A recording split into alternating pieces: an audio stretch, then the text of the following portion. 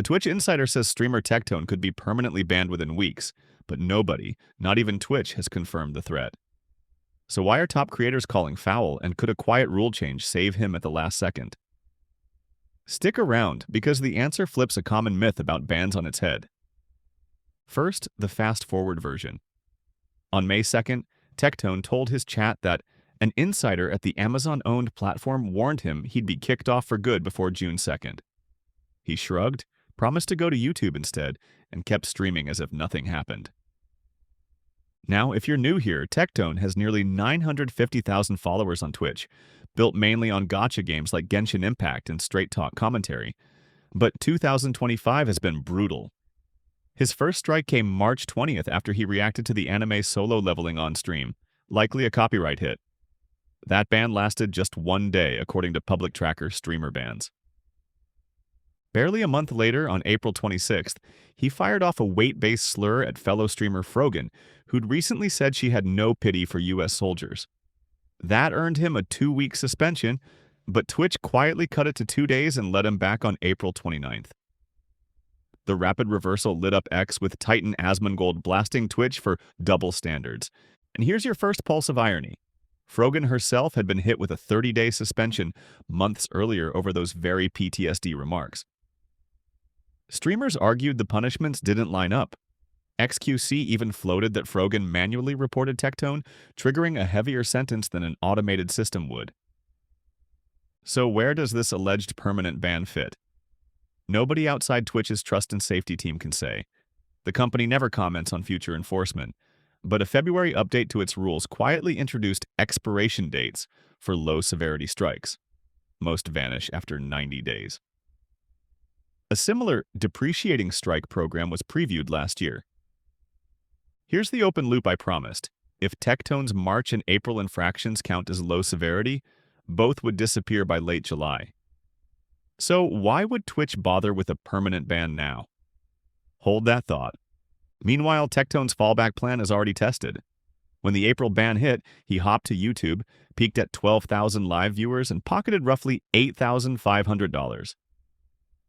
That audience cushion lets him treat a possible Twitch exile like an inconvenient layover rather than a career crash. Yet, a ban would still sting. Beyond losing Prime subs and built-in discovery, Tectone left streamer collective OTK last November after allegations from ex-partner Pinkchu sparked turmoil, meaning he lacks an org's legal shield. Influencer law experts note that independent creators fight bans alone, and appeals can take months even with a lawyer. So, is the insider credible? Industry vets say probably not. Twitch's internal enforcement docs sit behind tight NDA, and leaks are rare.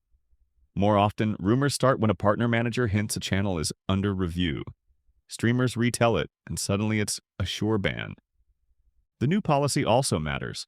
Under the February framework, Tectone's solo leveling watch party would count as a copyright strike. The Frogan insult could be harassment.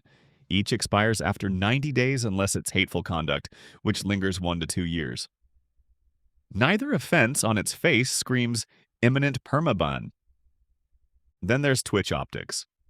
After years of criticism for opaque punishments, the platform now publishes the exact chat line or clip that got you dinged, plus an education course option to shorten suspensions. Permabanning a high-profile creator without public justification would nuke that push for transparency and hand rival Kickin' YouTube, another recruiting slogan.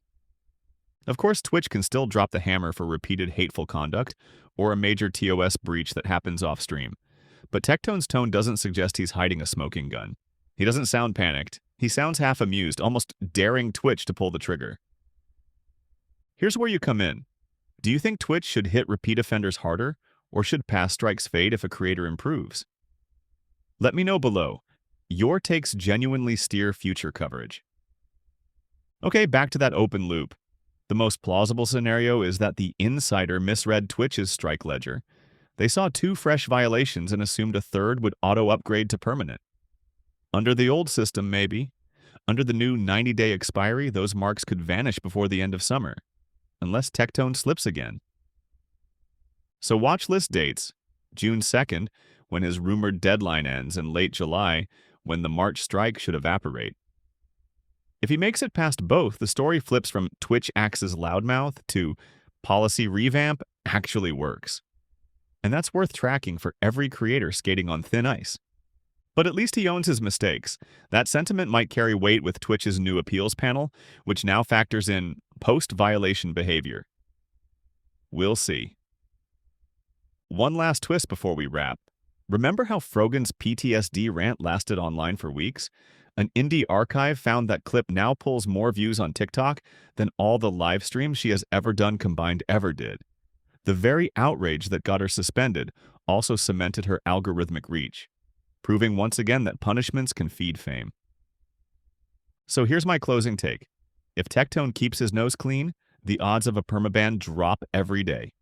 If Twitch still swings the axe, expect a messy policy debate and a YouTube migration that Tectone has already tested and monetized. Thanks for sticking to the end.